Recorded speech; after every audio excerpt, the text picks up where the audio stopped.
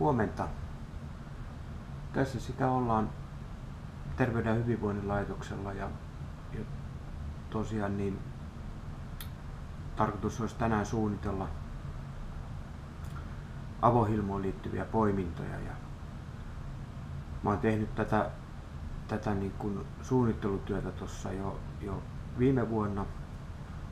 Ja nyt sitten tämä kuluva vuosi ja loppuvuosi oli siinä määrin kiireisiä, että en sitten ehtinyt paneutumaan tähän avohilma-asiaan. Eli tämä avohilmohan on sellainen järjestelmä, jonne keräytyy terveyskeskuksista potilastietoja, ja tässä minun tapauksessani minä nimenomaan kohdennan kyselyitä sitten pelkästään suun terveydenhuollon rivitietoihin. Eli keräämme ja jalostamme näistä suun terveydenhuollon rivitiedoista indikaattoreita kuntapäättäjille ja sitten sinne suun terveydenhuollon johdon käyttöön.